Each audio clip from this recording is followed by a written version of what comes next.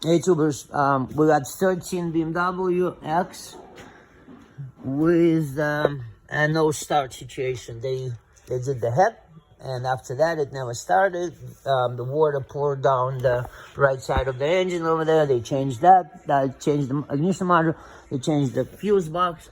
They changed a lot of things there. Okay, and finally we got communications with the engine computer because we didn't have them. Now it's cranking but not starting. It's got spark, it's got fuel pressure, and it's got this set of codes. Coolant temperature and engine oil pressure. I think that have to be resolved before any attempt to start is taken again. And the vanos, not sure. There's no power going there. I checked.